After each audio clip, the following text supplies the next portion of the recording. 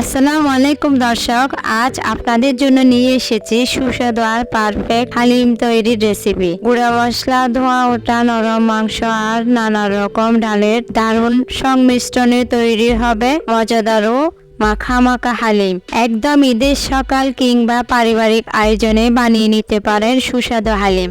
ধাপে ধাপে দেখাবো কিভাবে সহজ উপায়ে এই মজাদার হালিম রান্না করবেন, যাতে প্রতি চামচে মেলে আসল স্বাদ। চলুন শুরু করা যাক।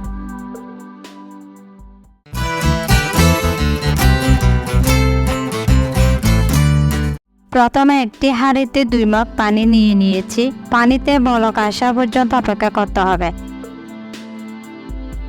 পানি ফুটে গিয়েছে, এবার ঢাকনা তুলে 1 প্যাকেট রেডি মিক্স হালিম দিয়ে দিয়েছি।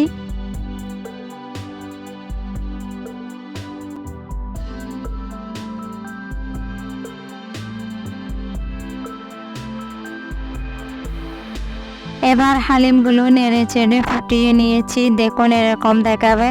এখন এগুলো চুলা থেকে নামিয়ে নিব। এখানে আমি হাড় সহ মুরগির মাংস ছোট ছোট করে কুচি করে নিয়েছি। তারপর একটি ডিম ভেঙে দিয়েছি। এবার ভালো করে মাখিয়ে নিচ্ছি। মাখিয়ে নেওয়ার পর 1 চামচ মরিচের গুঁড়া, 1 চামচ কর্নফ্লাওয়ার দিয়েছি। এরপর ভালোভাবে মেখে নিয়েছি।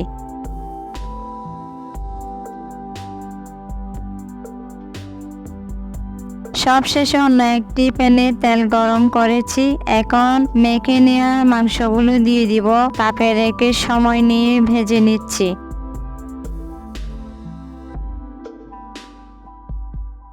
দুই পাশ উল্টে পাল্টে ভেজে নিতে হবে।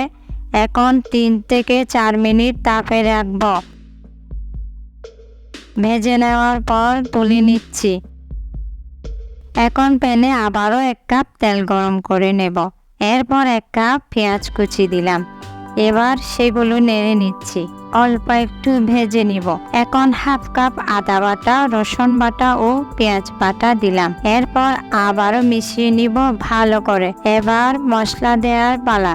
প্রথমে দিব 1 চামচ মরিচের গুঁড়া, 1 চিমটি হলুদ, ধনিয়ার গুঁড়া ও 1 চামচ লবণ। একই সাথে দিব 1/2 কাপ কাঁচা মরিচ কুচি। এখন ভালো করে কষিয়ে মিশিয়ে নিব। এখন দিয়ে দিব ভেজে নেওয়া মাংস। এরপর দিয়ে দিব অল্প প্যাকেটের হালিম মশলা। এবার মিশিয়ে নিচ্ছি। মেশানো হয়ে গেলে ঢাকনা দিয়ে 7 থেকে 8 মিনিট রাখব।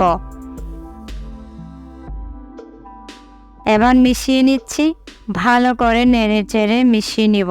এরকম দেখালে দিয়ে দিব আগে সিদ্ধ করে রাখা হালিম। এরপর ভালো করে মিশিয়ে নিতে হবে। এরপর 10 মিনিট তাপে রাখব। 10 মিনিট পর এরকম দেখাবে। দিয়ে দিব।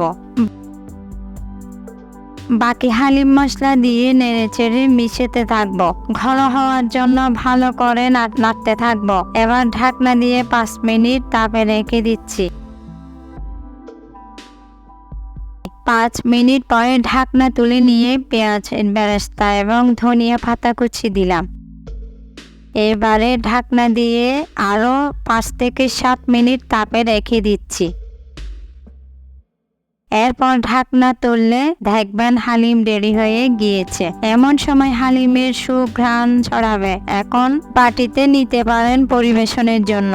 দেখুন কত সহজে তৈরি হয়ে গেল ঘরোয়া রাঁধুনি হালিম মিক্স। মনে করছি এভাবে হালিম রান্না করলে আপনারও ভালো লাগবে। আজ এই পর্যন্ত। আল্লাহ হাফেজ।